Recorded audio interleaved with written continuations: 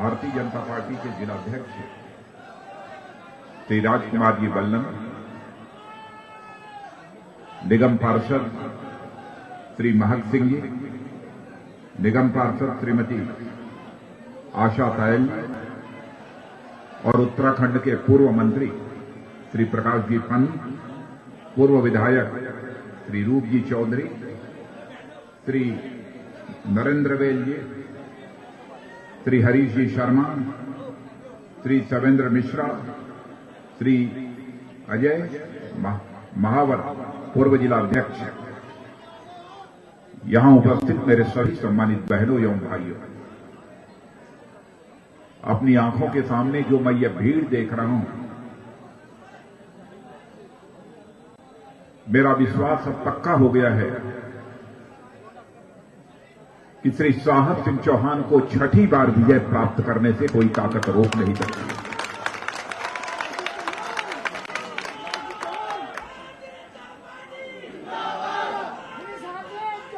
साहब सिंह चौहान जिस समय बोल रहे थे, मैं उनकी बातों को बहुत ही गौरपूर्वक सुन रहा था। उन्होंने बतलाया लगातार 5 बार विधायक रहते हुए किस प्रकार इस क्षेत्र की उन्होंने सेवा की। मैं कह सकता हूं बहनों भाइयों, हम भी विधायक रहे हैं, सांसद रहे हैं, लेकिन जिस तरीके से साहब सिंह चौहान ने अपने विधानसभा क्षेत्र की सेवा की है, वैसी सेवा शायद हम लोगों ने भी अपने विधानसभा क्षेत्र और संसदीय क्षेत्र की नहीं की।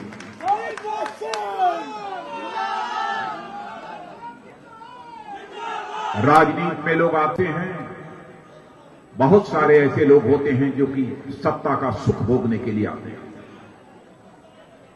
लेकिन साहब सिंह चौहान जैसे कुछ बिरले ही ऐसे लोग होते हैं कि जो राजनीति में आकर सत्ता का सुख भोगने के लिए नहीं आते हैं, बल्कि जनता की सेवा करने के लिए आते हैं। ऐसे श्री साहब सिंह चौहान को भारतीय जनता पार्टी ने यहां प्रत्याशी बनाया। आप सभी नौजवान क्रिकेट के मैदान में जब क्रिकेट का खिलाड़ी रन बनाता है तो आप लोग तालियां बजाते हैं। यदि क्रिकेट का खिलाड़ी क्रिकेट के मैदान में यदि चौका मारता है तब तालियां बजाते हैं, छक्का मारता है तब तालियां बजाते हैं। तो आज तो मैं आप सबसे यही अपील करने आया हूं कि आपने के विधायक ने अब तक राजनीति के मैदान में जीत के 5 रन बनाए हैं बहनों भाइयों, इस बार आप लोग छक्का मारकर इन्हें भारी मतों से विजय दिलाएं, यही आपसे अपील करने आया।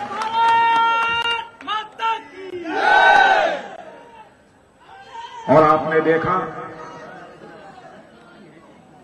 यहां पर साहब सिंह चौहान ने यह भी कहा यह चुनाव 5 साल के बाद होना चाहिए, लेकिन 1 साल के अंदर ही यह 2 बार विधानसभा के चुनाव हो रहे हैं। इसके लिए जिम्मेदार कौन है? किसने यह अपराध किया?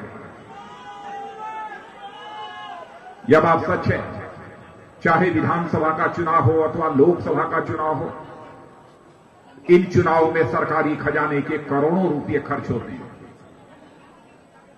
और जो करोड़ों रुपए खर्च होते हैं बहनों भाइयों, वह सत्ता में बैठे हुए अथवा विधायक और सांसदों के जेब के ही पैसे नहीं होते हैं, बल्कि जनता की गाढ़ी कमाई का पैसा सरकारी खजाने में जमा होता है। आज तो मैं आप सबसे यह इंसाफ मांगने के लिए आया हूं, कौन इसके लिए जिम्मेदार है जिसने 1 साल के अंदर ही 2 बार विधानसभा का चुनाव कराकर जनता की गाढ़ी कमाई के साथ खिलवाड़ करने की कोशिश की है? इस अपराध के लिए उसे चुनाव में भारी बड़ी सजा दी जानी चाहिए, यही अपील करने के लिए आज आप सबकी अदालत के सामने मैं खड़ा हुआ।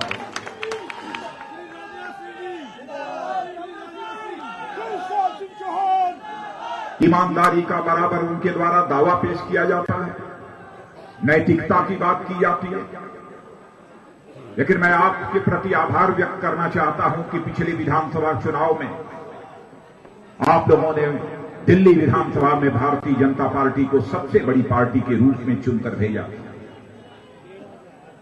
यदि सरकार बनाने का हक किसी को था तो भारतीय जनता पार्टी को था, लेकिन जिस नई नवेली पार्टी को दूसरा स्थान दिल्ली के विधानसभा में प्राप्त हुआ था, उसे तो चाहे जैसे भी हो सत्ता हासिल करने की हविस थी।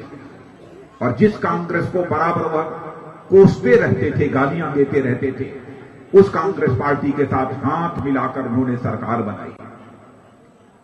मैं यह मानता हूं कि यदि रंच मात्र भी नैतिकता रही होती, थोड़ी बहुत भी ईमानदारी रही होती, तो दिल्ली की जनता के द्वारा दिए गए जनादेश का आदर करते हुए उस नई नवेली पार्टी के नेता के द्वारा डंके की चोट पर यह कहा गया होता कि हम राजनीति केवल सरकार बनाने के लिए नहीं करते हैं, बल्कि हम राजनीति समाज बनाने के लिए करते हैं। और यदि दिल्ली की जनता ने भारतीय जनता पार्टी को सबसे बड़ी पार्टी के रूप में चुनकर भेजा है, तो सरकार यदि बनाना चाहिए तो भारतीय जनता पार्टी सरकार बनाए, हम उसे मुद्दों के आधार पर अपना समर्थन देंगे।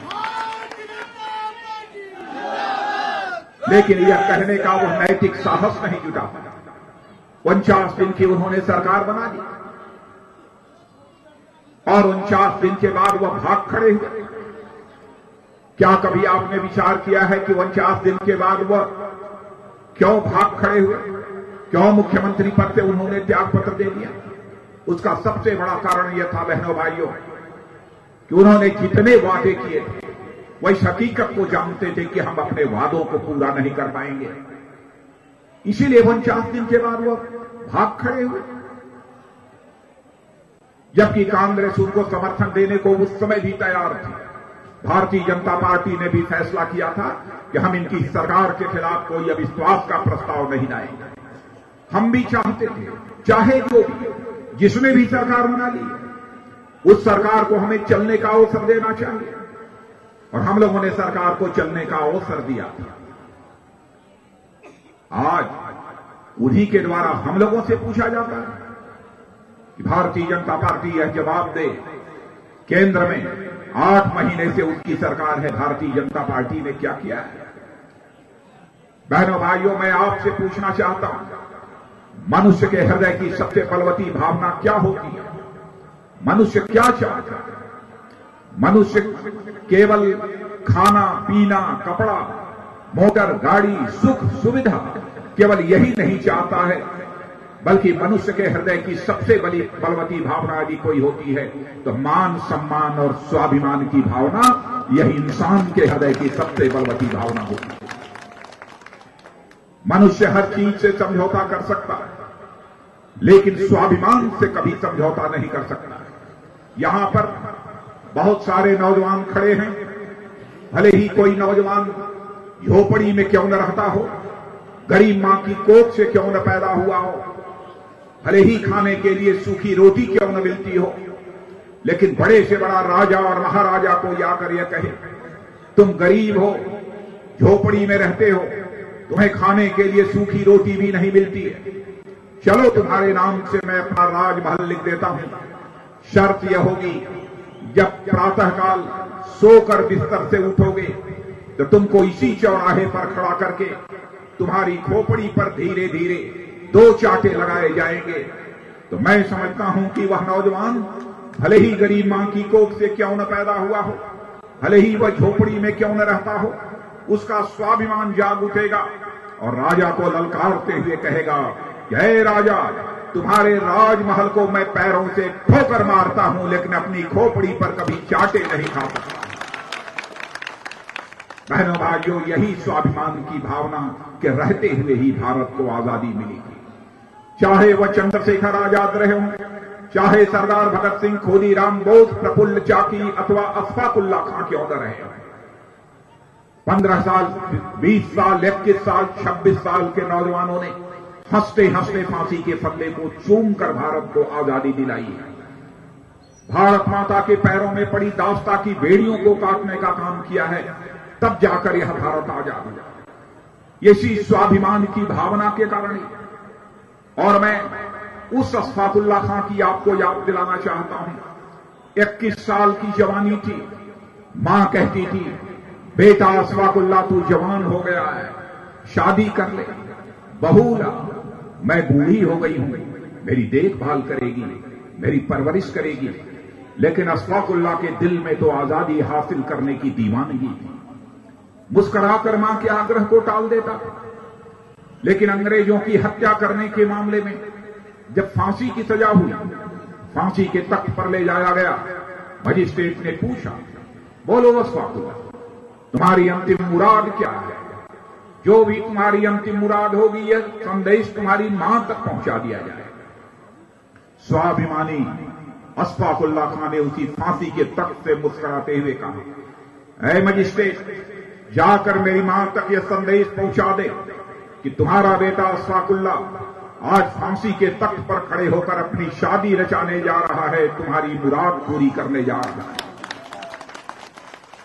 मजिस्ट्रेट ने पूछा, क्या अस्फाकुल्लाह, फांसी के तख्त पर खड़े होते ही तुम पागल हो गए हो, मानसिक संतुलन खो गए हो?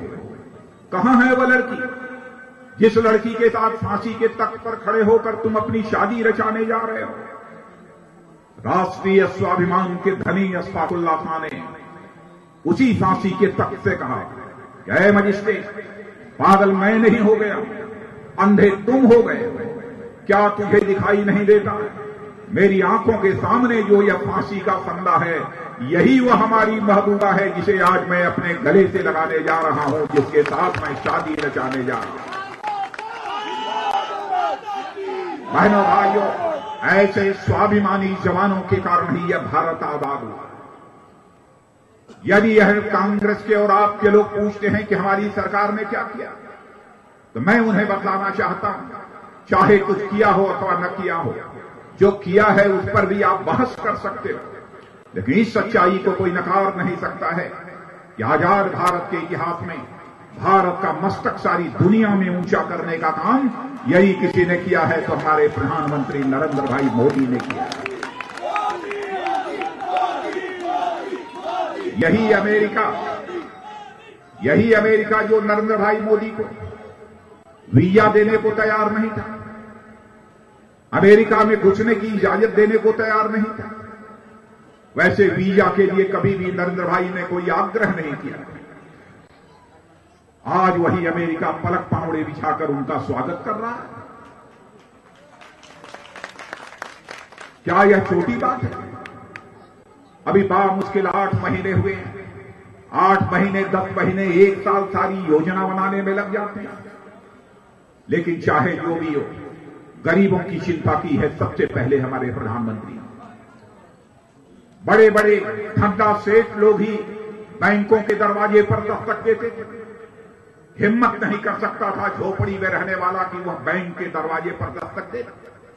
फैसला किया कि प्रधानमंत्री जन धन योजना के अंतर्गत हम इसे हिंदुस्तान के एक परिवार को भी शेष नहीं बचने देंगे, जिसके पास पैसा हो या न हो, जिसका बैंक में खाता न हो। और बहनों भाइयों, आज मैं कह सकता हूं 99% से अधिक परिवारों के बैंकों में खाते खुले हैं और आजाद भारत के इतिहास में पहली बार खुले।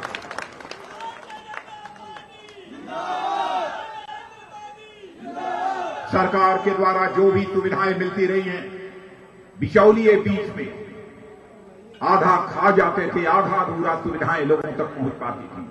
यदि आज एलपीजी गैस सिलेंडर भी होगा तो आपकी सब्सिडी का पैसा सीधे आज आपके अकाउंट में पहुंचता होगा।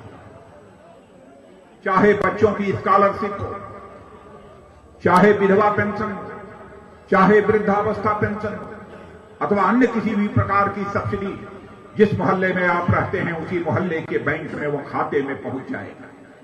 हम एक ऐसी पारदर्शिता लाना चाहते हैं ताकि इस हिंदुस्तान से भ्रष्टाचार समाप्त हो जाए।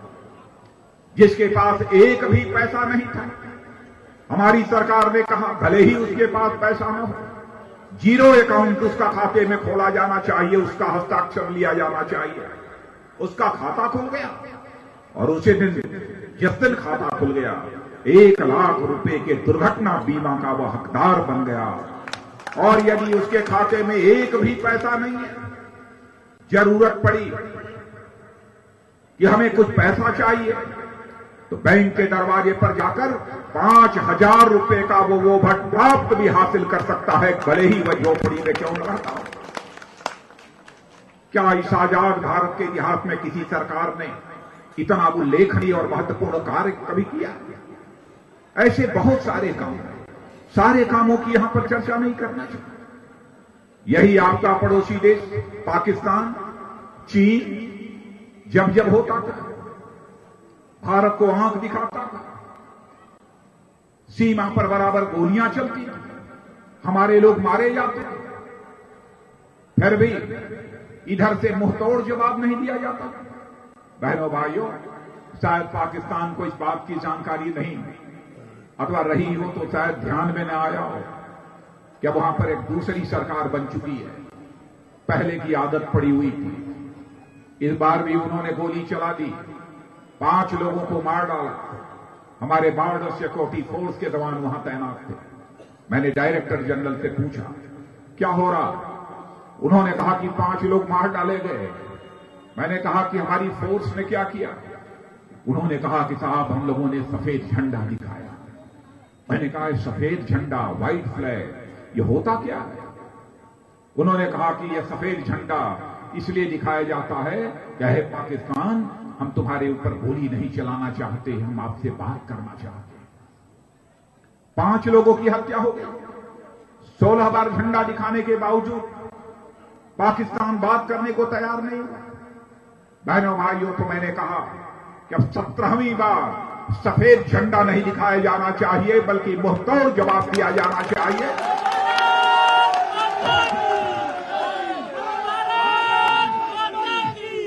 और आपने देखा होगा कि वही पाकिस्तान त्राही करने लगा,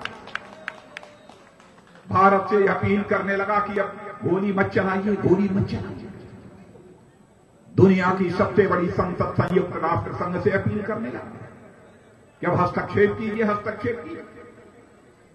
ऐसे ही एक बार चीन भी भारत में घुसकर कुछ सड़क बना दिया। मैंने पूछा अपने आईटीबीपी के डीजी से कैसे हो, तो उन्होंने कहा कि साहब ऐसे ही लोग हरकत करते रहते हैं। देखो ज्यादा नहीं बनाया है, कुछ मीटर बनाया है। मैंने कहा कि 1 इंच भी क्यों न बनी हो, सबको एकदम बिल्कुल वह समाप्त कर दिया जाना चाहिए। और हमारे फोर्स के जमानों ने कर दिया। भारत की सीमा पर बहनों भाइयों, अब इस तरीके से किसी को नापाक हरकत करने की इजाजत नहीं दी जाएगी। पहले क्यों नहीं हो, अब हो रहा।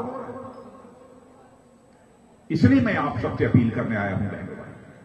मैं तो यह मानकर चल रहा था इस भीड़ को देखकर और साहब सिंह चौहान के काम काज को के बारे में सुनने के बाद कि इसमें भाषण की कोई औचित्य नहीं है, आप लोगों को समझाने बुझाने की भी कोई जरूरत नहीं है। स्वयं ही आप लोग मन बना चुके हैं साहब सिंह चौहान को छठी बार जिताकर यहां से हमको दिल्ली की विधानसभा में भेजना।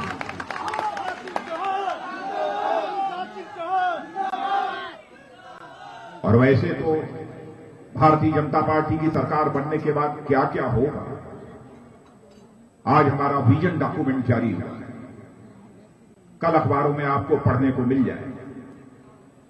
गरीबों की चिंता करते हुए हम लोगों ने कहा है 7 साल के अंदर इस दिल्ली में ऐसे हालात पैदा करेंगे, एक भी झोपड़ी शेष न बचे, बल्कि जहां पर झोपड़ी है वहीं पर पक्की छत तैयार हो जाए। इसका भी हम लोगों ने फैसला किया है।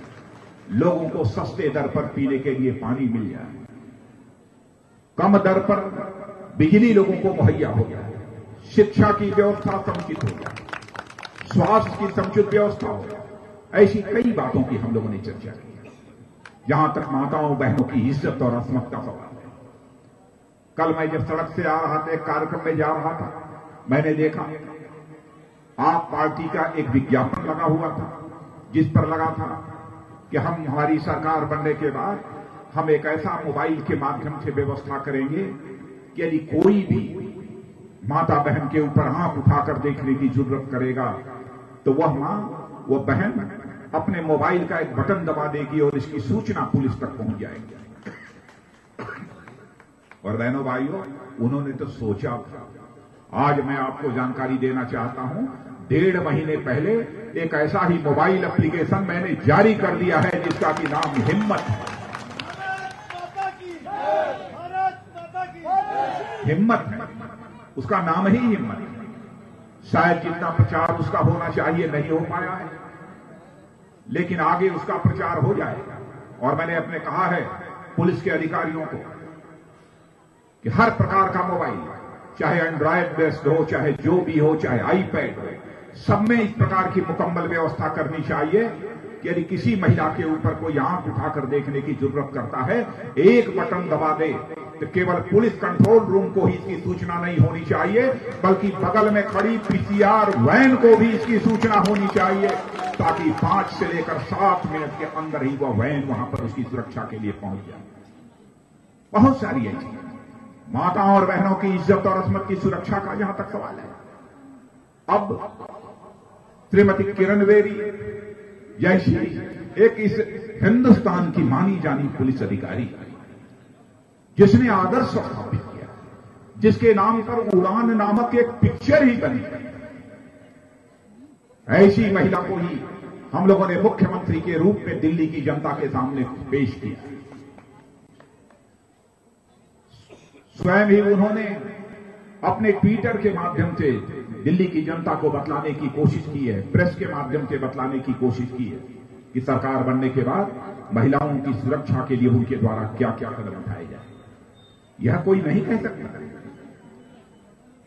कि सुरक्षा यदि मुहैया कराई जा सकती है तो केवल उन्हीं लोगों के द्वारा मुहैया कराई जा सकती है। और बहनों भाइयों, सरकार चलाने के जहां तक तौर तरीके का प्रश्न है, जहां जहां हिंदुस्तान में भारतीय जनता पार्टी की सरकारें जिन जिन राज्यों में चल जाकर कोई देखे, और मैं नहीं कह रहा भारत ही नहीं बल्कि अंतर्राष्ट्रीय एजेंसियां जो समय समय पर दुनिया के कई देशों में चलने वाली सरकारों के कामकाज की समीक्षा करती रहती हैं और अपनी रिपोर्ट देती रहती हैं, उन अंतर्राष्ट्रीय एजेंसियों ने भारत में भिन्न भिन्न राज्यों में चलने वाली भिन्न भिन्न राजनीतिक पार्टियों की सरकारों की कामकाज की समीक्षा करने के बाद अपनी रिपोर्ट में कहा है कि हिंदुस्तान में सबसे बेहतर हुकूमत चलाने वाली यदि कोई पार्टी है तो उस पार्टी का नाम भारतीय जनता पार्टी। यहां पर मध्य प्रदेश के लोग होंगे, छत्तीसगढ़ के लोग होंगे, गुजरात के बारे में तो कुछ कहना ही नहीं। गुजरात के विकास की चर्चा केवल भारत की सीमाओं तक ही सीमित नहीं है, बल्कि दुनिया के हर देश में गुजरात के विकास की चर्चा होती है। जाकर कोई देखे, गोवा जाकर कोई देखे कैसे हुकूमत चलाई जाती है। इसीलिए मैं आप सबसे अपील करने आया हूं बहनों भाइयों, आप सब सौभाग्यशाली हैं कि साहब सिंह चौहान जैसा भारतीय जनता पार्टी ने आपको नेता दिया है, प्रत्याशी दिया है। इसलिए भारतीय जनता पार्टी के चुनाव चिन्ह कमल के फूल का बटन दबाकर इन्हें भारी मतों से विजय दिलाकर आप भी राजनीति के मैदान में छक्का मारें, इस बार यही अपील करते हुए और आप सबको धन्यवाद देते हुए अपना निवेदन समाप्त करते हैं।